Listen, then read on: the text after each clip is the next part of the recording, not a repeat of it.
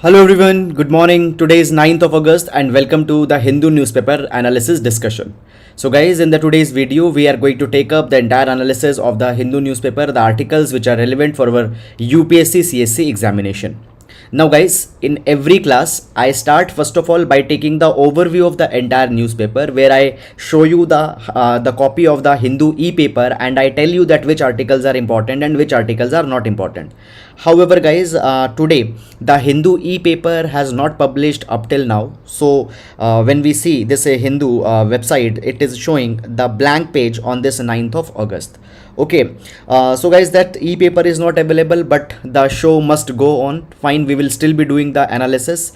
Okay, and therefore we will be referring to the web version of the Hindu newspaper. So from the web version, we will be taking all the relevant articles, the articles from the text and the context, the editorial page, op-ed page, all the articles will be taking from there only.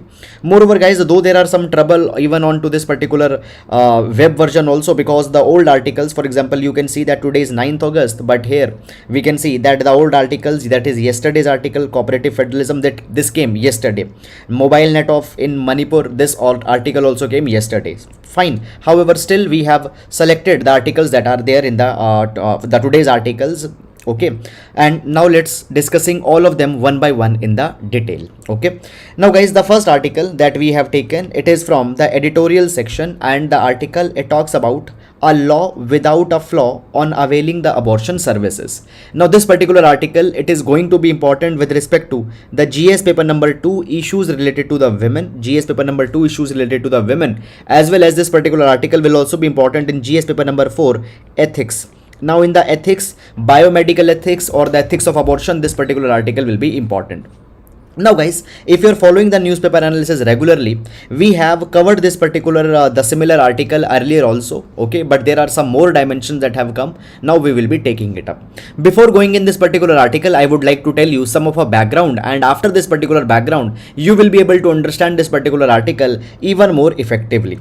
So guys, basically when we talk about the abortion, abortion has been a kind of a controversial issue, because when we talk about whether the abortion is ethical or not, whether the abortion is acceptable or not, there is no one clear viewpoint on this particular thing. There are the people on both the sides, the people who support the abortion, these people are called basically these are the pro-choice people.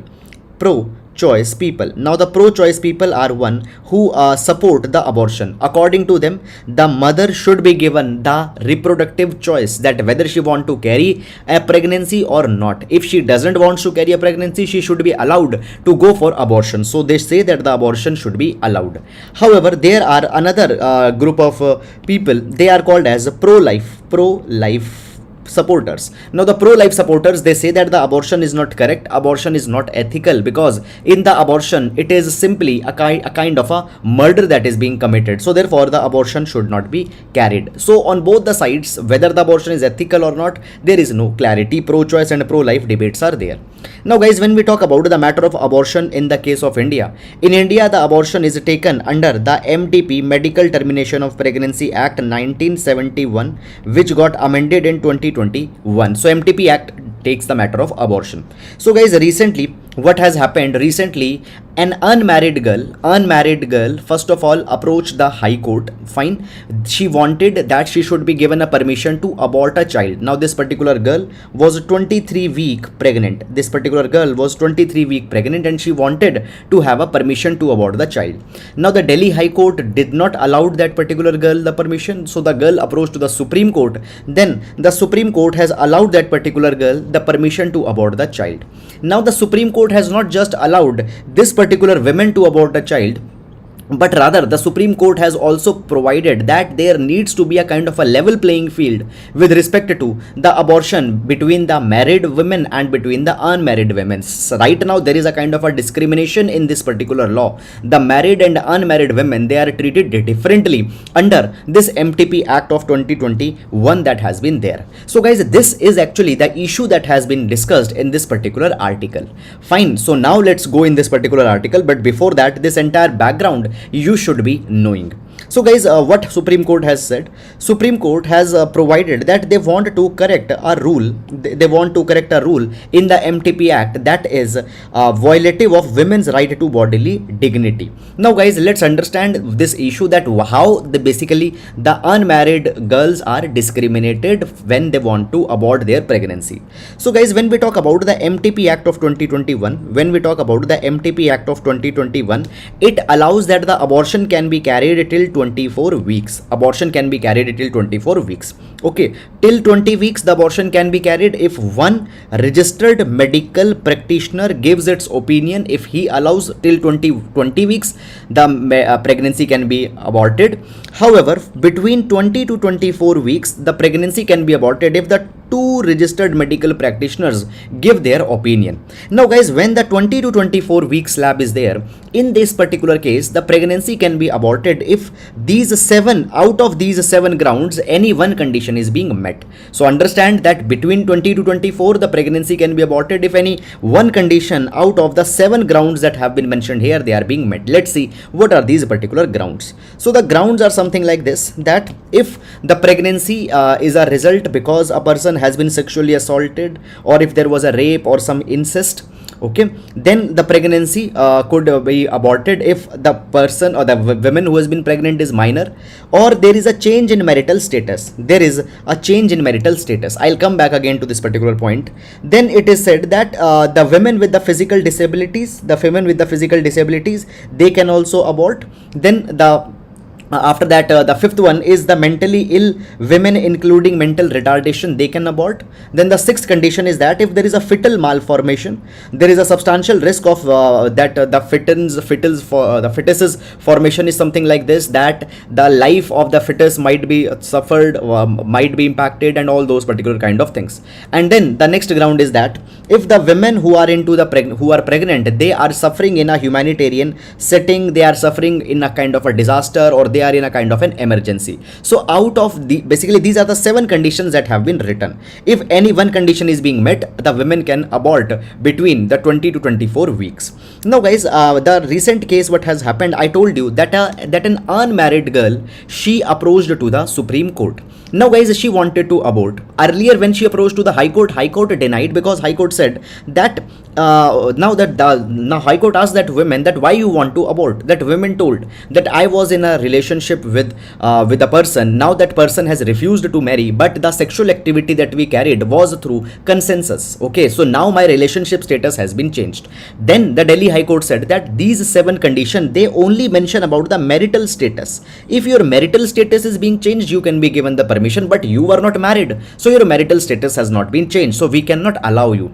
Then the Supreme Court said that the Delhi High Court has literally read the law, and basically this is not correct. Supreme Court said that actually in this particular provision, the condition number C, a discrimination is being done between the married and the unmarried women. Why only the marital status has been recognized?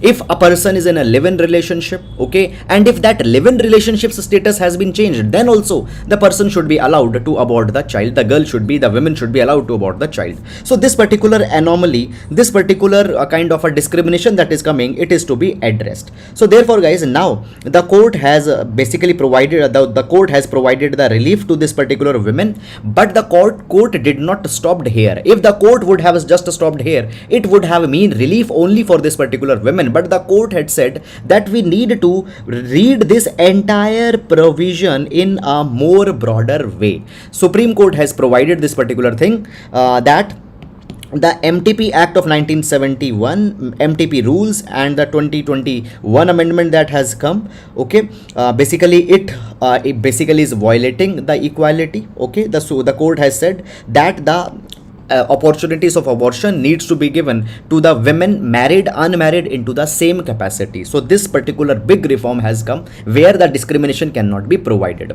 Now guys, this is very much progressive. Why this particular thing is very much progressive?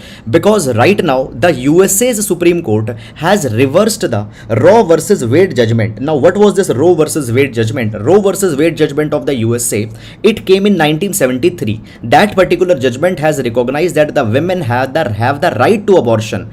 But now what has happened in 2022? This Roe versus Wade judgment has been overturned. The Supreme Court of the USA had said that the women, they don't have the right to abortion. They don't have the right to abortion. The states of the USA, if they want, they can regulate this particular matter of abortion as per their own understanding. So the right of abortion has been taken back by this Roe versus Wade judgment. And in this particular background, if we see the Indian Supreme Court, in this particular background, if we see the Indian Supreme Court is actually expanding the scope of abortion. Even the unmarried women, they have been given the abortion rights on par with the married women. So this is something very progressive.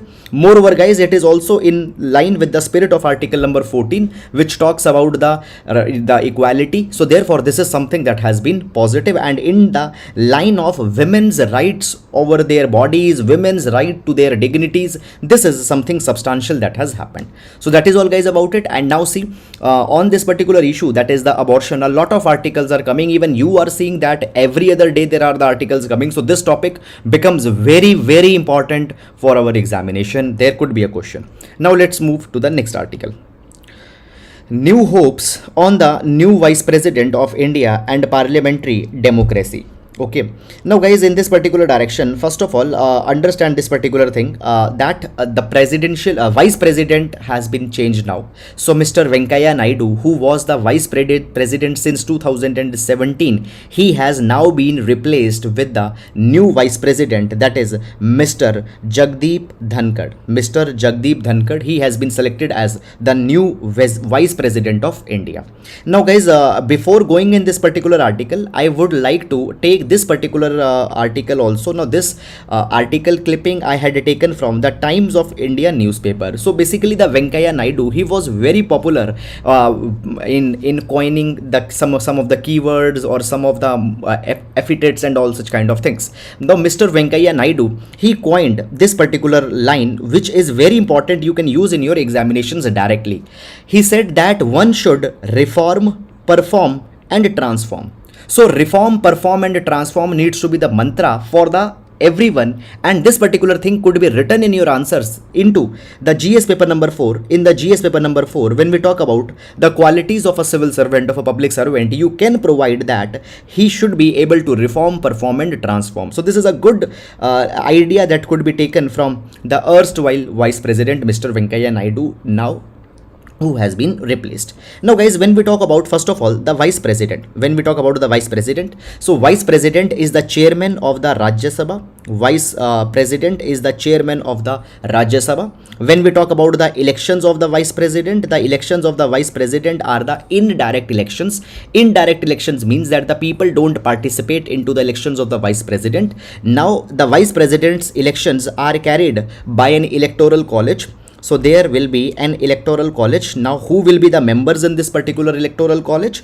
This electoral college will consist all the members of the parliament. It will consist the member of the Lok Sabha. It will consist the member of the Rajya Sabha. Both the elected as well as the nominated members of the Lok Sabha as well as Rajya Sabha will participate in the elections. Now guys, the elections of the vice president and president are different. There are the two ways in which the president's and the vice president's elections are different. Number one, when we talk about the president's elections, the nominated members of the parliament, they don't participate into the president's election, but they do participate in the election of a vice president. So this is first.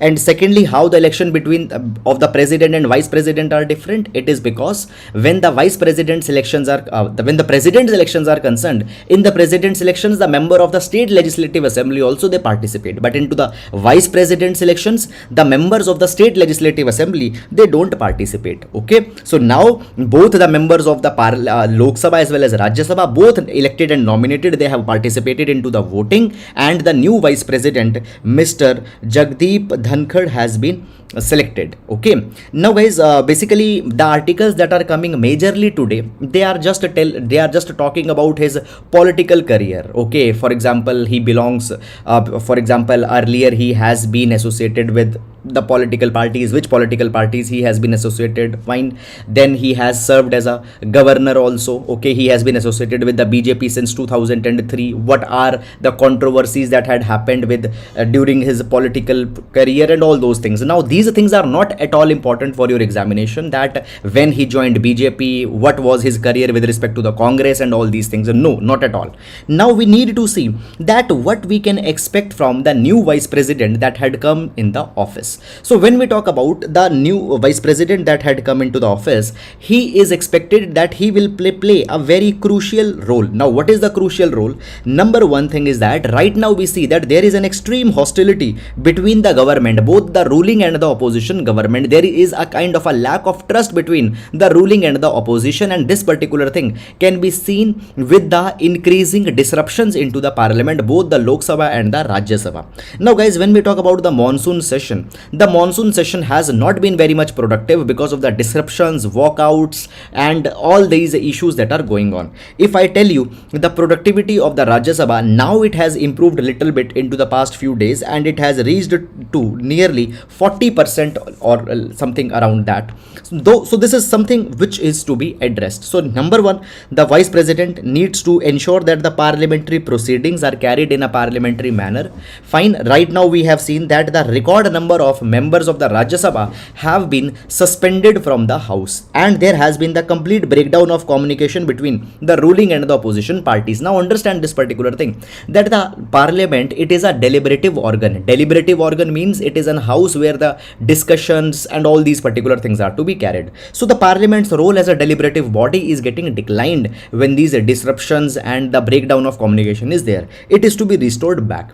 Then the next thing is that right now we have seen that the government has repeatedly bypassed the Rajya Sabha. Now we know this particular thing, that the Rajya Sabha has the power in terms of passing a law, because the Rajya Sabha's consent is to be taken. But in the case of Money Bill, the situation is different. In Money Bill, the powers of the Rajya Sabha are substantially diluted, and Rajya Sabha can be virtually bypassed if a Money Bill has been brought. Now guys, what has happened over the years, many of the crucial amendments are being brought through the Money Bill route. Now guys, in this particular capacity also, the bills are being raised as a Money Bill. Now this particular matter has even reached to the Supreme Court. Okay, the Supreme Court is investigating this particular issue.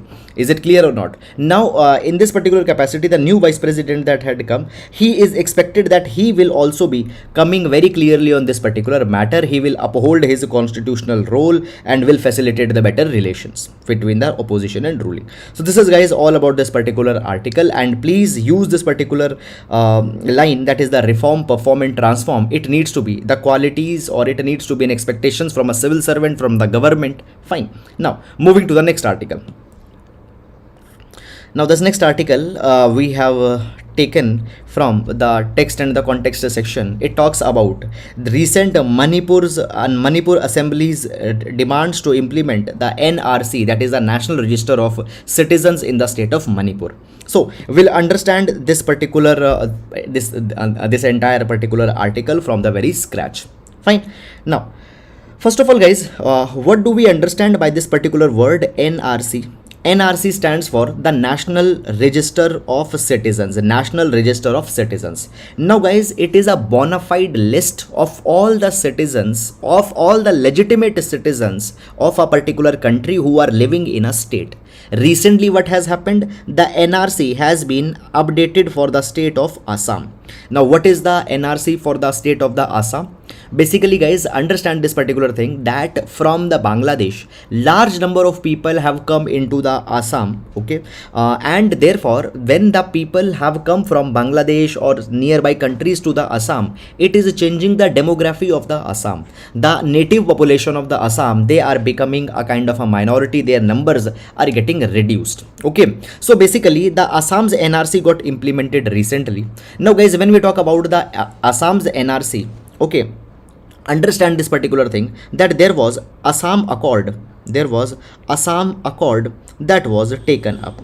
Now guys, as per this Assam Accord, a particular date was to be chosen on whose basis the NRC has to be finalized. Now understand this particular thing, Assam Accord. Now this Assam Accord came in 1985. So guys, since 1985, the updation of the NRC in the Assam, this particular matter is going on.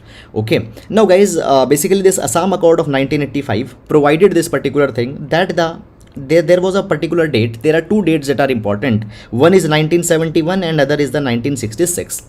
So basically it was provided that everybody who came in Assam before the 1966, these people can get these people are entitled to citizenship. The people who came in Assam between the 1966 to 1971, they can apply for citizenship. And the people who came in Assam after 1971, these people are to be deported back. Now for that particular thing, we need to prepare a list. We need to see that, okay, who came after 1971 and who came before 1971. So people who came after 1971, they are to be deported. So a kind of a list is to be prepared to see that who actually came after 1971 and who were staying before that. And this particular list was called as NRC, and this NRC was prepared recently for the state of Assam. Is it clear or not? And this is something that had happened. Now guys, the Manipur, now in this particular capacity, the Manipur want that for them also a kind of an NRC is to be prepared, a list is to be prepared to see that who are actually the bona fide citizens of the Manipur and who are the outsiders in this particular direction. Okay, so let's see this particular Manipur's issue. But guys, meanwhile, I hope that you have understood this Assam Accord of 1985 and the NRC's ground of which on the ground on which the Assam's NRC have been prepared. Fine. So this 1971 date is actually very important. Okay, just to simplify this particular matter, you can simply understand that the people who have come after 1971, they are to be deported. Okay. Now, so basically the Assam, what has happened? Manipur, what has happened? The Manipur Assembly, it has resolved that they will implement the NRC in their own state. They will also be coming out with the State Population Commission, SPC. Now, what this particular State Population Commission will do? The State Population Commission will see this particular thing that who are the outsiders living in the Manipur, and these people are to be removed. Now, guys, understand that when we talk about the Northeast India, in Northeast India, the cultural differences have been a very big issue, and because of this particular cultural issues, as they are a very big issue, often there are the confrontations, often there are some kind of issues that are going on. Now guys, particularly the Manipur, they say that the outsiders or the foreigners or the alien cultures have come, and because the alien cultures are coming, what have happened? The native people of the Northeast, particularly into the Manipur, they are turning into a minority. Guys, understand this particular thing that everywhere in, now I am telling you something beyond the scope of this particular article, any conflict anywhere in the world, it is because of two reasons. There is cultural deprivation, and the second is there is economic deprivation. So wherever the economic and cultural deprivation will be there will be the crisis, there will be the conflicts. Now guys, see this particular thing that when we talk about, for example, in the Maharashtra, there was a backlash against the people coming from the Uttar Pradesh and Bihar. Why that backlash was there into the Maharashtra? Because people said that when these people are coming, Uttar Pradesh and Bihar and the East India, when the people are coming into the Maharashtra, they are taking away the livelihood which was meant for the Maharashtrian people. What was the problem? Problem was of economic deprivation.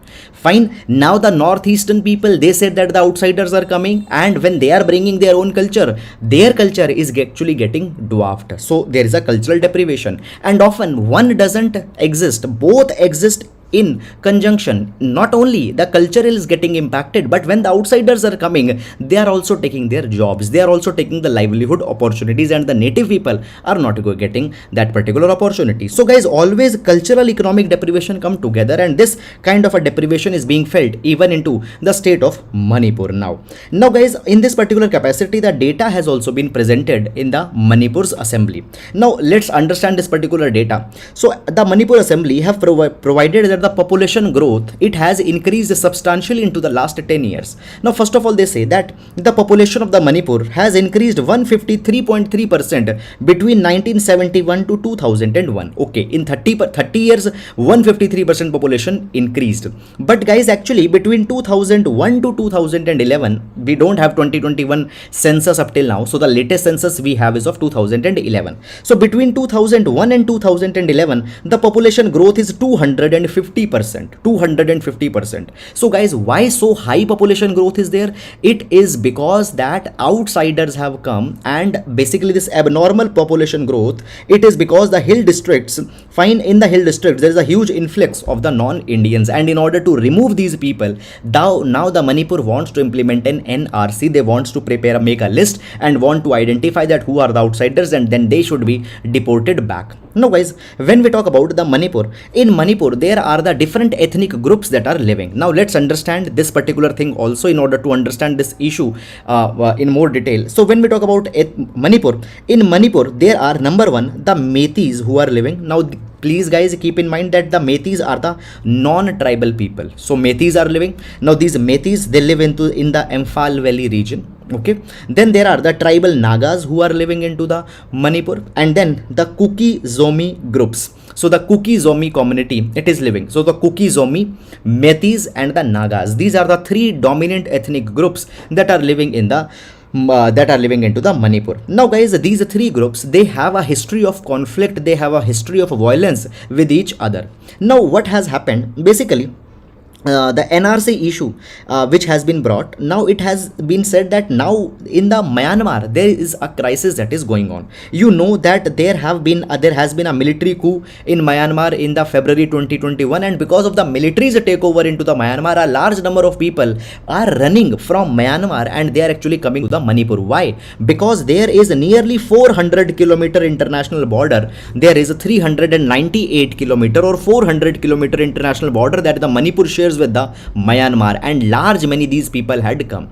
Now the Manipur says that the people who have come from the Myanmar, they belonged to this Kuki Chin community, and this Kuki Chin community is very much related to the Kuki Zomi community. So what will happen? The Manipur, the other ethnic communities, they feel that the Kuki Chin community and Kuki Zumi community, their numbers will increase and they will then overpower the other ethnic groups. So in order to remove them, now they wanted to implement the NRC into the state of Manipur. Now guys, I'm moving in this particular direction. So this is not the first time that the Manipur is feeling threatened by this particular issue. There have been basically into the past also, there have been many times that the Manipur has tried to bring certain safeguards in order to keep the outsiders away. In this particular direction, what has been there? First of all, since 1980s, now guys, this point is very important. These 3 points are very important. Now see, since 1980s, what has happened? There has been a movement in the Manipur, and they want that in the Manipur, they want to upgrade the NRC onto the basis of the 1951 cutoff. So what is this 1951 cutoff? So basically they say that we need to see the data from 1951. The people who were living in the Manipur from the 1950, basically before the 1951, they will be believed to be the natives of the Manipur, and everybody who had come after the 1951 into the Manipur, they are to be removed. Now this particular demand was made in 1980s, and even today the Manipur is making this particular demand that onto the basis of 1951 data, we need to create this particular NRC. Simply means that the people who were staying before 1951, they will be the bona fide citizens, and everybody who had come after 1951, they are to be removed. Meanwhile guys, there was a suggestion that let's revise this particular date to 1961, but the Manipur communities were not happy with this particular thing. They said that no, only 1951 deadline is to be determined. Moreover guys, in 2019, Manipur became the fourth northeastern state, and it came under the ILP, that is the inner line permit system. Now guys, what is the inner line permit system? Inner line permit system, it is a mechanism by which any person who is visiting the states which are under the ILP, they have to take a pass, they have to take a permission from the government. Is it clear or not? It is just, you can compare it that there as we go in some another country and there is a permission, a visa that is needed to enter into that particular country, onto the similar lines an ILP pass is to be taken, but it is not a visa. Okay, it is not a visa. I am repeating again, it is not a visa, it is simply an ILP permit. Just to understand, you can compare it with that, but it is still because the visa is needed for the people who belong to some another country. Fine. So therefore, not a visa, but under the inner line permit, a permission is to be taken. Fine. So the ILP into the northeast is there in Arunachal Pradesh, Mizoram, Nagaland, and now in the Manipur also this ILP has been introduced.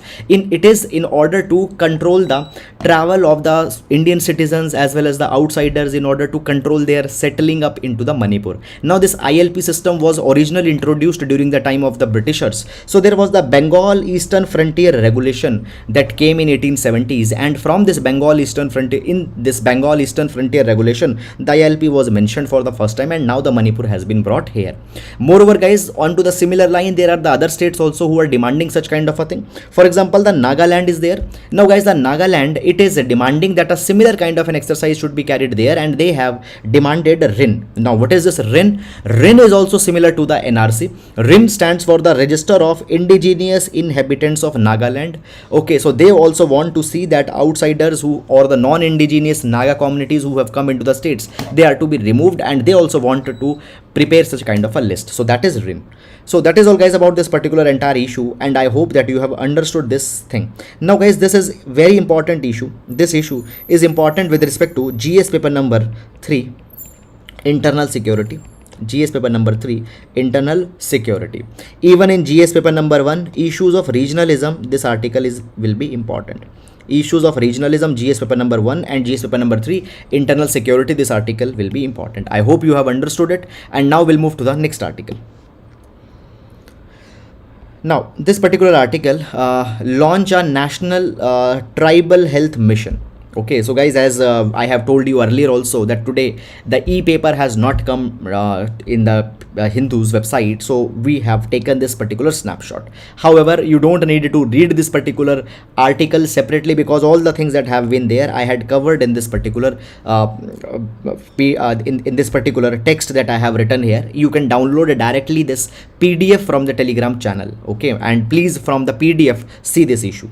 Now guys, this article, it talks about that there is a need for a tribal health mission in India, national tribal health mission. Because of this particular thing, this article will be important in GS paper number 2. This article will be important in GS paper number 2, social justice. Social justice, within the social justice, the vulnerable section of society, and within the vulnerable section of society, the issues related to the tribal, will see this particular article. Fine. Now the article says that now for the first time we got a tribal president. Fine. Basically Draupadi Murmuji, she has been elected as the first tribal president, tribal women president of India. Now this is a symbolic gesture, and now that is today 9th of August, it is also celebrated as International Day on the World Indigenous People. So now it has been said that today International Day of World's Indigenous People is there. We got the first tribal president. So now it is a time that we need to actually give a gesture on to the health revolution for the tribal people also. So basically, now the World's Indigenous Peoples Day, which is being celebrated today on to the 9th August, this particular day is to raise the awareness about the tribal people, to tell to basically to sensitize the tribal people about their rights, about their rights, about their entitlements, as well as also to tell other people about the cultural contribution of the tribals. So to sensitize about the tribal development, this day is celebrated. Now guys, the 2022 World Indigenous Peoples Day that is being observed, that is being celebrated, what is the theme for this particular year? The role of indigenous women in the preservation and the transmission of traditional knowledge. Okay, so guys, indigenous women, tribal women, they preserve the for example, they preserve the wild varieties of crops. Fine, they preserve the Ayurvedic knowledge, they preserve the traditional knowledge with respect to the jungles, forest, okay, the herbs, etc. that are found there. So the role of indigenous women in preservation of and transmission of traditional knowledge, this is the theme this year. Now guys, this particular article talks about the issue of the tribal health. Now first of all, let's see some of the basic data with respect to the tribal people in India, and this particular data is very important for your examination. You can use it directly in order to substantiate your answers. So first of all, right now we have 11 crore tribal people in India. Now the 11 crore people that are the tribals, these are the scheduled tribes who are living in India. Clear? Now guys, as of 2011 census, the tribals, they constitute around 8.6% of India's population. They are the second largest group of now India has the second largest tribal people in the world. We have second largest tribal people in the world, around 11 crore plus. Now, when we talk about the health of the tribal people, it has not been very much good, and in this capacity, the Lancet, now guys, the Lancet, it is a reputed health journal, and keep this particular thing in your mind that whenever you are talking about the health data, the Lancet is one of our most prestigious one. So Lancet released its report in 2000. Lancet released its report. The name of the report was Indigenous and Tribal People's Health 2016 report. In this particular report, they had said that the health condition of the tribals in India is very much poor. They said that in India, the tribals, they have the second highest infant mortality rate. We are next to the Pakistan, and this is not very good. It is inglorious. Inglorious means it is not very much good. It is something that we need to be concerned about. Then in 2018, guys, for the well-being of the tribal people, one particular an expert committee on tribal health was constituted. An expert committee on tribal health was constituted in 2018, and it also come out with its national report on the state of India's tribal people's health. Okay, again I repeat, national report on the state of India's tribal people's health report was released. Now this particular report has provided major highlights. Now let's first of all see the major findings of this particular report. This report provides that first of all, the tribal people are concentrated in 809 blocks in India.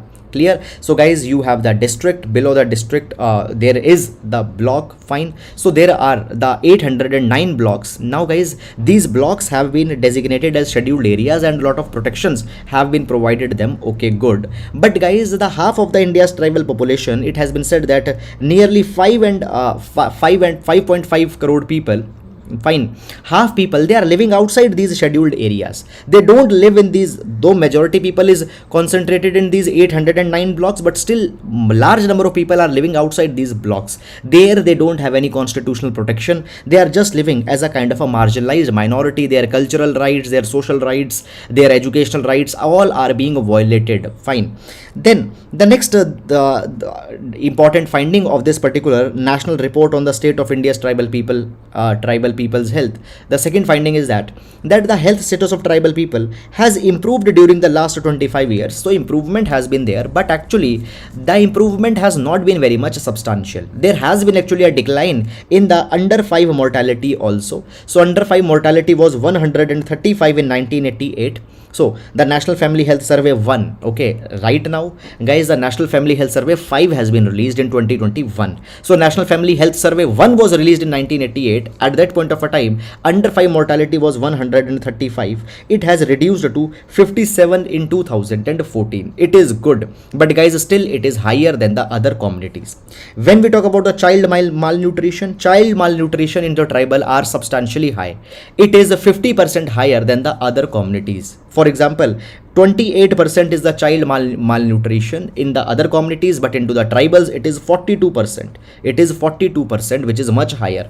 Then it has been said that the tribals are susceptible to many of the common diseases also. For example, the malaria and tuberculosis, they are 3 to 11 times, 3x to 11x times they are more susceptible that they can be infected by these particular diseases. It has been provided that though tribals constitute just 8.6% of the national population, but 50%, though they are 8.6% of population, but 50% of the death total death of the malaria, they are in the tribal people. So disproportionate burden of malaria is again falling on the tribal people. Guys, please keep in your mind that all the data that we are using here, this can directly be used in your answers. So this article is very important. Directly you can substitute these particular points. Fine. Then next, this particular 2018 report, it is talking that the malnutrition, malaria, fine, all these communicable diseases are a big problem, but at the same time, non-communicable diseases are also becoming a big problem into the tribal people. So today, hypertension, diabetes, and even the mental health problems are increasing into the tribal people. It is leading to the depression, addictions, cancer, suicides, all these particular issue.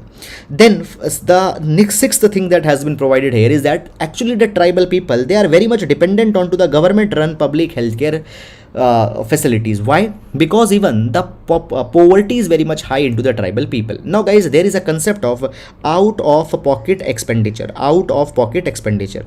Now out of pocket expenditure means the health expenditure that you have to pay but you don't have money for that. For example, you will be there is an operation that has to be carried, but a person doesn't has money, so from where he will come out with bringing money? By selling land, by borrowing money, by selling some gold or such kind of a thing. So in India, when we talk, out of pocket expenditure stands around at 62%. It means that the total expenditure that is happening into the health, 62% is out of pocket expenditure. People simply don't have money. Now the tribals are particularly more poor, so for them the out of pocket expenditure is even higher than this 62%. So therefore they are actually dependent onto the government run health facilities. But guys, these primary healthcare centers, community healthcare centers are very much a deficit in the tribal areas. Even into the rural areas, their numbers is very much less. There is a big deficit of the medical doctors into the tribal areas. Hospitals are not there, so their health is again ignored. Then it has been provided that there is hardly any participation of the tribal people at the local, state or the national level governance. When the policies are being designed, when the health policies particularly are being designed for the tribal people, their representatives are not there. Now guys, when we talk about the tribal people, in order to work for the welfare of the tribal people, there is a concept of the tribal sub plan. Now guys, what is happening? Earlier, when the money was provided to the state government for the welfare, the government was spending that particular money, but the special focus on the tribals was not made. So therefore, an idea of the tribal sub plan came. Now tribal sub plan means that specifically the money is to be earmarked, money is to be separately allocated for the tribal people's welfare only. So there are the tribal sub plans that are there. Okay, and these tribal sub plans, it provides that the funding will be provided equal to the percentage of the ST population into the state. So this is there.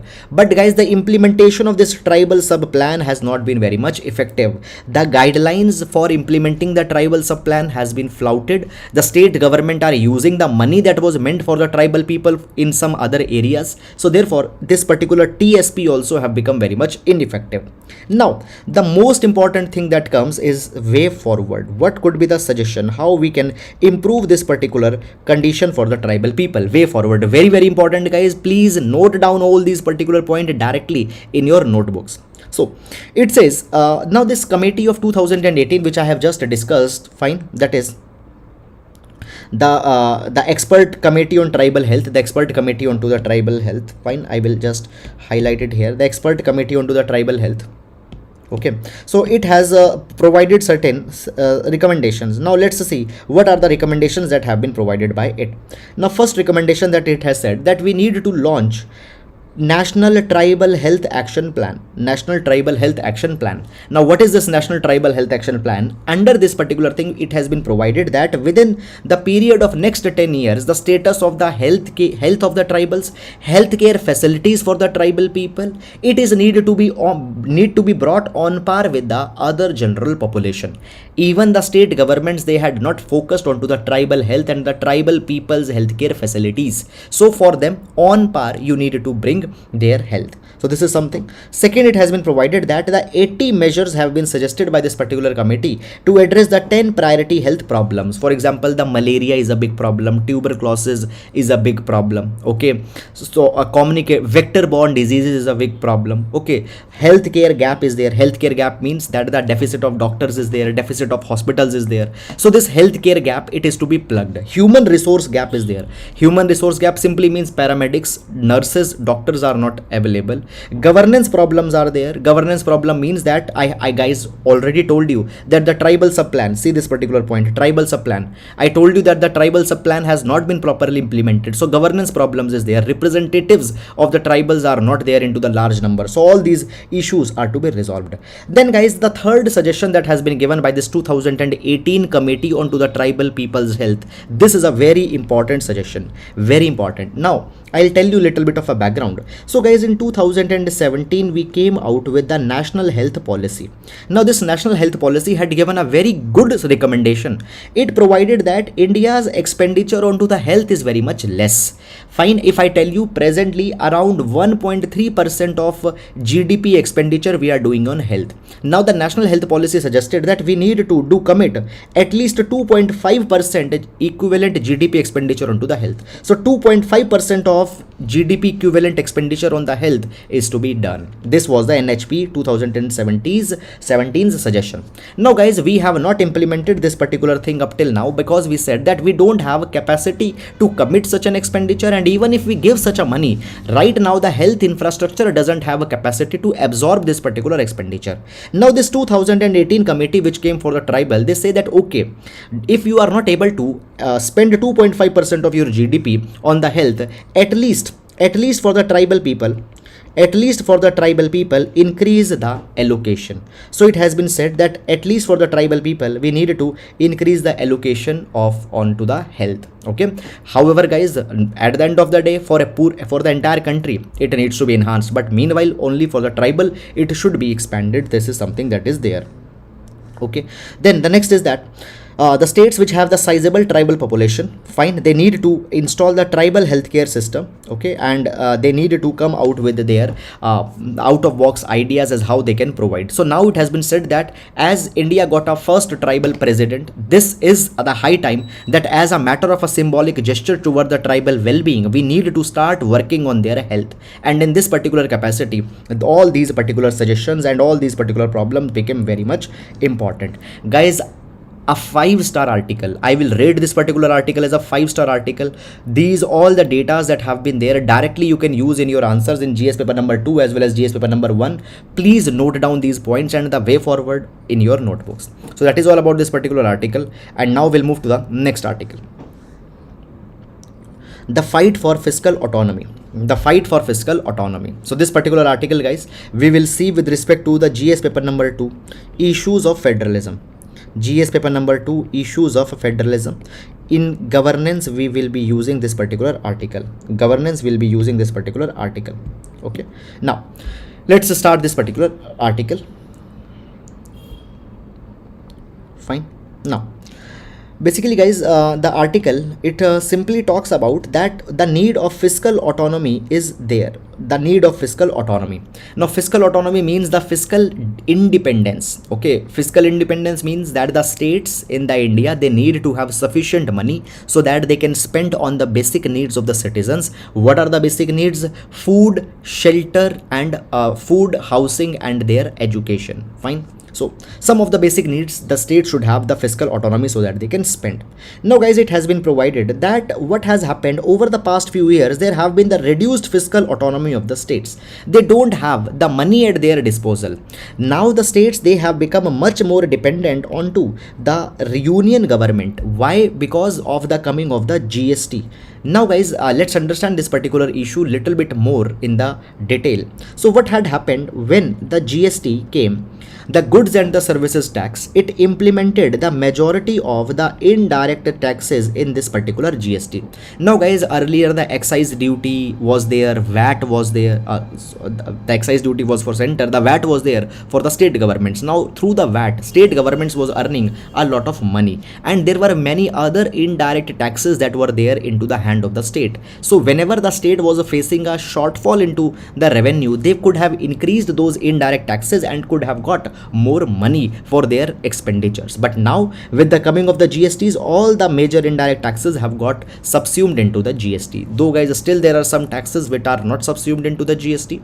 For example, the excise onto the petroleum, diesel, it is not subsumed. Is it clear or not? Still basically onto the petroleum and diesel, still the state government has a power to tax that particular category. The sales of the petroleum and diesel can be taxed by the state government, but majority of taxes still have been subsumed within the GST. And because of this particular thing, the state government have now lost the power. They are dependent onto the union government for every resource. This particular thing is bringing a kind of an inequality into the states. States are not able to spend on majority of the things. Now guys, it has been said that today in India there is a growing inequality. Fine. Now when we talk about the taxation needs to be fair. The taxation needs to be fair means that the taxpayers conditions need to be taken in account. Now guys, when we talk about the taxes, there could be the two types of taxes. One are the indirect taxes and other are the direct taxes. Now what is the difference between the indirect and the direct taxes? So simply basically guys, the indirect taxes are those taxes whose burden can be shifted. The direct taxes are those whose burden cannot be shifted. Now I know that this thing might not have made much of a sense, but I'll explain you with the help of an example. Now suppose there is a manufacturer and he is manufacturing the pen. Now when he manufactures a pen, on the manufacturing of a pen, the government imposes the excise duty. The government imposes the excise duty onto the manufacturing of pen. So let's say the manufacturing cost of the pen is 10 rupees. Government says that we will impose an excise duty of 20%. So therefore the price of pen becomes 10 plus 2 rupees. 20% of 10 rupees means 2 rupees. So today the pen's price is 12 rupees. Now this particular now obviously the manufacturer immediately has to pay this 2 rupees taxes to the government. Okay, but will the manufacturer be paying this 2 rupees out of his own pocket? No. What he will do, he will include this 2 rupees in the manufacturing cost of this pen, that is 10 rupees, and he will actually be selling the pen now not at 10 but at 12 rupees. In this 12 rupees, this 2 rupees tax that he has paid, it is also included in this particular 12 rupees. So this was an indirect tax. How? Because the burden of the taxation has been shifted. Actually manufacturer paid, but he shifted this particular burden onto the end consumer.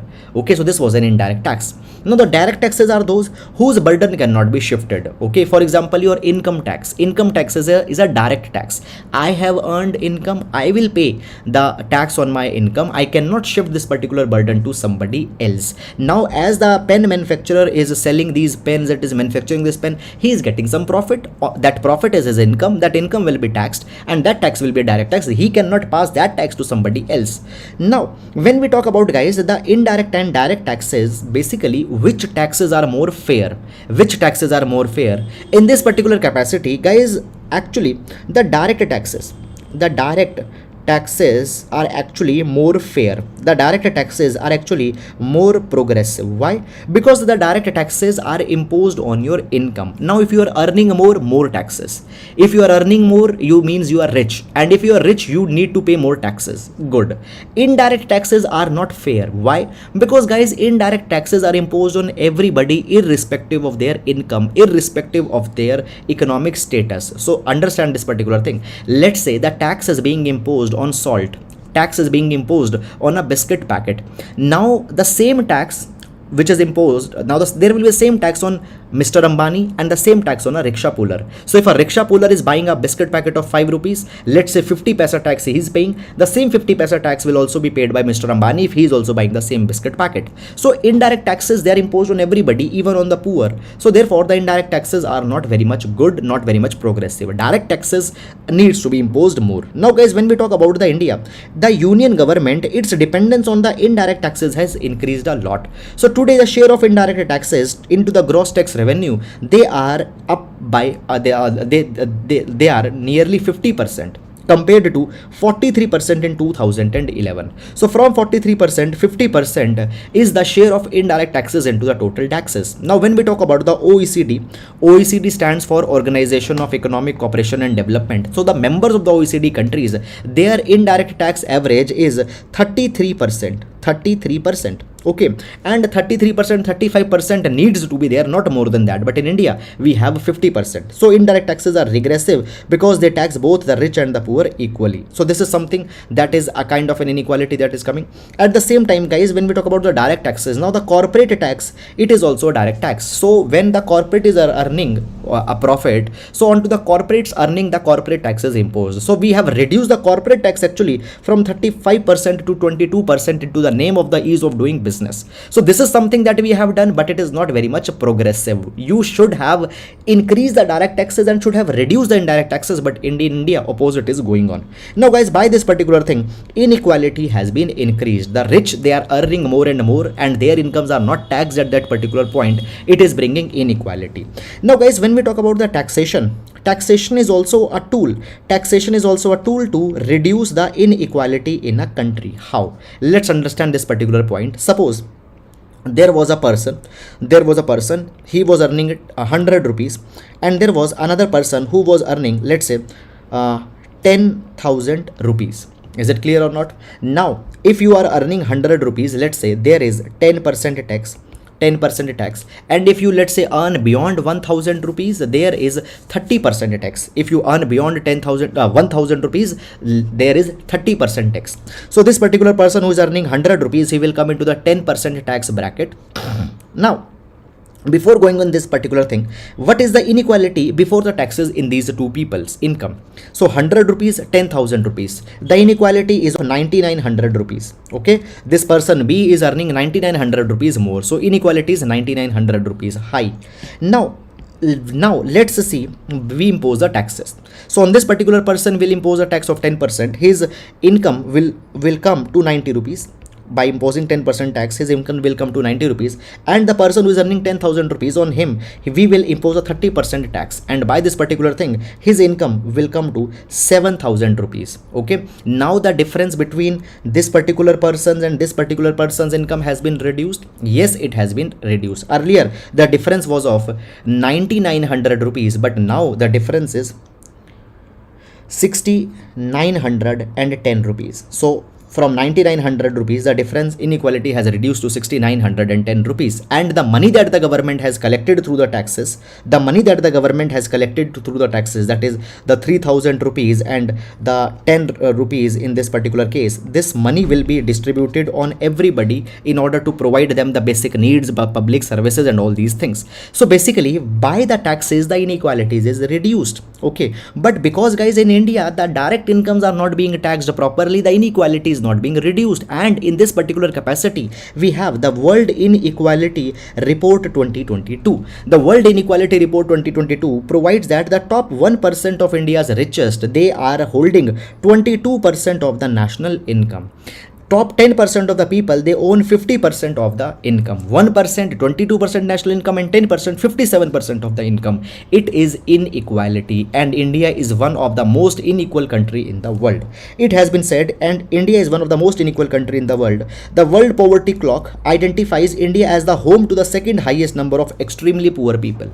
So guys, please use these particular data: World Inequality Report 2022, World Poverty Clock. Okay, now despite of all these particular things, the Tamil Nadu and the Kerala have been actually the two states which have contained the price rise, which have contained the inflation by many interventions that they have done. So what has been the case into the case of Tamil Nadu? Basically guys, when we talk about the inflation impacts the people most because of the basic problem that when actually the inflation comes, it impacts the poor people because the food become very expensive, food becomes very much unaffordable. Now in this particular capacity, Tamil Nadu and Kerala had done a very excellent kind of a job. The Tamil Nadu, it has an efficient public distribution system. Now guys, see, public distribution system is also there in other states, but in another states the public distribution system is not effective. I'll tell you guys, when we talk about the food, there is a three types of problem in the food. The hunger comes because of three problems. Problem of 3A. Number 1, the availability of food is not there. Number 2, affordability of food is not there. Number 3, the accessibility of food is not there. Now India has a lot of availability of food because we are food surplus nation because of the success of green revolution that came way back in 1960. So today food availability is not a problem. Affordability is not a problem because after the 2013 National Food Security Act of 2013 has come. Now under this National Food Security Act, subsidized food grains, that is 3 rupees, 2 rupees, 1 rupees kg we are giving. But accessibility is a problem. Now what is accessibility? Accessibility simply means that the food is not available. Basically you simply cannot avail food even into the PDS. Sometimes the food is not coming, sometimes you have to stand in long queues, sometimes your biometrics are being rejected, and all these issues are there. So accessibility is a big problem. Now in Tamil Nadu there is efficient public distribution system, and by that particular thing food inflation has been curtailed. And Kerala also is doing a similar kind of a thing, and even many other entitlements such as the health, etc., they are also providing them efficiently. But guys, they will not be able to provide them long if they don't have fiscal autonomy. So fiscal autonomy, continued fiscal autonomy is to be provided so that they can keep on implementing these particular programs. And in this particular capacity, the union government needs to make sure that the states have sufficient avenues of sustained income. So this is the entire issue that have been provided in this particular direction. Okay, so this is all issue. Now I hope that you have understood it, and now we'll be moving to the next article. Guys, a very important article, very good article, and in this particular line I tell you a large number of articles have come throughout this particular year, and I expect that in coming or the next year's mains examination there will be possibly a question on this particular line. This issue is going on since 2020, 2 years continuously this issue is going on. Now moving on. Okay, so this article is again taken from the Hindu newspaper. Fine. So guys, I had told you as earlier also that today e-paper has not come till now, so I am using these snapshots from the web versions. Okay, but all the issues that have been there into this particular article is provided in this particular write-up. Please download this entire PDF from the Telegram channel. The link for the Telegram channel is given in the description box, and please do add them in your notes. Now, micro variable projection in uncertain times. So this particular article is saying that right now India is going through many kind of problems. Number one, there are the economic crises that are going on because of the Russia-Ukraine crisis, because of the supply side problems into the China, and at the same time India's data capacity is not very much good. What type of a data? Data means the data on with respect to the policies, data with respect to the GDP, data with respect to the growth and all these kind of things. Data is not very sufficiently and very effectively there managed in India. Now guys, the article says that right now everything depends on data. Projection of GDP, fine. Now every year we project that our GDP will grow at this much percentage, fine. Our employment will be increased at this particular percentage. All these projections are carried on data. Now first of all, the article says that there are the two crucial problems that right now the India is facing. The first problem is the uncertainty due to the Russia-Ukraine war, and the second uncertainty is because of the zero COVID-19 policy of China. Now see, because of the Russia-Ukraine war that is going on, what has happened? The Western countries have imposed a lot of sanctions onto the Russia. Because of that particular sanctions, many of the exports that the Russia was earlier making, now these exports are not possible. And because these exports are not possible, the prices are increasing. The fertilizers, okay, now when we talk about the big exports of Russia, they were the energy supplies. Russia was a big exporter of natural gas, oil to the Europe as well as other countries, but now the energy supplies have been restricted and the global crude oil price, the gas price has increased.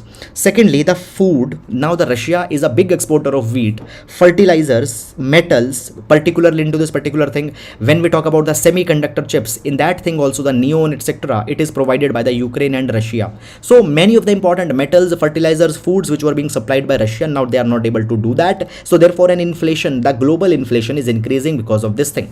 Then secondly guys, the China, it is following the zero pandemic policy, now zero COVID-19 policy. Because of the zero COVID-19 policy, whenever the cases come in the China, they go in the complete lockdown. Now the China, it is a global supplier of many of the important inputs. Is it clear? Rare metal, rare earth, okay, they are coming from China. Semiconductors, they are coming from the China. Many of the electrical components, they are coming from the China. So whenever they announce a lockdown, all these supplies, they get restricted, and because of that particular thing, the manufacturing in India get impacted. In the entire world it get impacted, and because of that India's automobile sector is suffering. You know, right now the chip shortages is there. In the chip ecosystem, China plays an important role. So a lot of problem comes because of the China's lockdown and because of the Russia-Ukraine war that is going on. So Indian economy is facing a lot of problem. Now one more problem that Indian economy is facing is that we have a lack of data. Now the policy has to base itself on data. Without the data we cannot design the economic policies particularly. So policy makers, they rely on high frequency data. For example, we have very little data onto the quarterly GDP growth. Now see, however, in one particular quarter our economy has behaved. We don't have much data. Why we don't have data? Because guys, there is a very big unorganized sector in India. there is one very big unorganized sector in India. A very big informal sector is also there in India. Now guys, one particular concept I would like to tell you here. Listen very carefully. There is a difference between informal sector and there is a difference between the unorganized sector. Now what is the difference? Basically, unorganized sector is one where less than 10 people are being employed. Let's say I run a shop. In that particular shop, I employ only 5 people, so I am a part of an unorganized sector. Then there is an informal sector. Now informal sector is that particular kind of a sector where the employer and employee, they don't have a written agreement.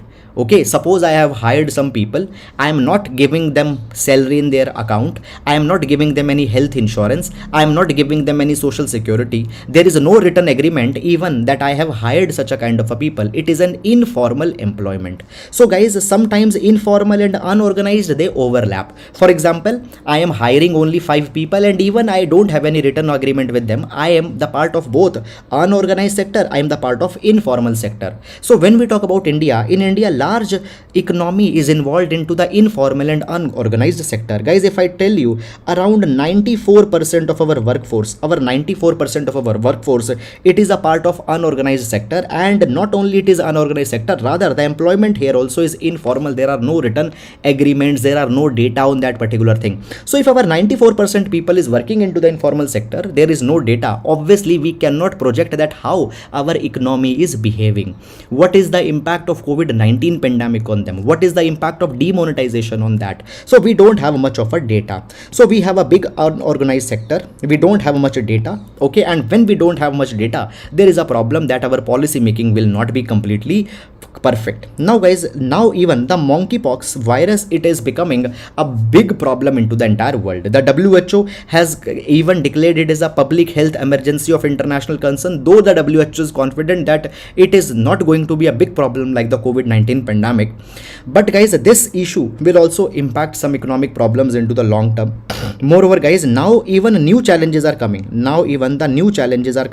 What is this new challenge? This new challenge is now into the form of a new cold war that is coming between the two countries, that is the Russia China on one hand, and on the another hand the USA. Okay, now recently we have seen, if you are following the newspaper analysis regularly, guys, I have into the previous week I have covered the Nancy Pelosi's visit into the Taiwan. I have explained you some concepts, I will make you revise. We have understood the strategic ambiguity of USA with respect to the Taiwan. Strategic ambiguity means, now first of all, one China policy you need to know. So one China policy of China means that the China says Taiwan is not an independent country. China says that the Taiwan is a part of a mainland China only, and one day they will reunite the Taiwan with the mainland China. So China believes in one China policy. As a part of this one China policy, China had made this very clear that if any country will maintain a diplomatic relation with the Taiwan, then the China will not like that particular thing. If a country has to make relation with China, they cannot make it with the Taiwan. Now the USA, it has a strategic ambiguity. They said that neither they clearly discarded Taiwan nor they completely recognized the China's one China policy. So this strategic ambiguity was there. But after the coming of the Donald Trump, USA changed their stand. USA changed their strategic ambiguity to strategic clarity, and in this strategic clarity they started to engage directly with the Taiwan. And now this strategic clarity has been concluded when the Nancy Pelosi, the US House of Representatives Speaker, has visited Taiwan in person. So they are clearly recognizing the Taiwan as an independent country. Diplomatic relation they are making. China is frustrated now, and because of that particular thing, China is carrying the targeted military attacks into the Taiwan Strait and near the Taiwan region. They are sending their aircrafts into the air defense zone of the Taiwan. Now when we talk about the India's stand on one China policy, till 2008 India supported the one China policy, but after 2010 India is silent on one China policy. In 2010, when Dr. Manmohan Singh met the Chinese president, he did not mention the one China principle. Why? Because China had saying that the Arunachal Pradesh is a part of them. So we said that if you don't recognize one India principle, we don't recognize the one China policy. Fine. So therefore the one China policy is now being challenged, and when it is being challenged recently by the USA, a cold war situation has been emerged, and in this cold war Russia is going to support China. Why? Because Russia is already having some problems, confrontations with the West. So this is a new Cold War that is coming, and this particular Cold War will polarize the world. The options for the India will become limited. India will have either or option, either support USA or support Russia and China, but both are important, equally important for India. So into this particular thing, there is large many other problems that are also coming. So global uncertainties are there. Fine. Then after that, there is the lack of data that is there. All of these particular things actually are creating problems on the economic front for India. So this is, guys, the entire issue. Okay. And guys, I hope that you have understood this entire article. So guys, these are all the relevant articles in the today's Hindu. However, I told you that every day I take a newspaper overview in the start, and directly from the e-paper of the Hindu I pick up the article. But today the Hindu has not been published e-paper up till now. Okay, so that is all about the today. And now, guys, we'll be meeting tomorrow. Till then, guys, please take care of yourselves, and I hope that all these things are clear. And just you don't need to go into the headline, rather you need to understand the articles along with the background and the way forward. So this is all about today. With this, we come to an end to the today's newspaper analysis. Now, guys, we'll be meeting tomorrow. Till then, please take care of yourselves. Thank you so much. And guys, if you have liked the video, please do hit like button. Please do leave the comments. Thank you.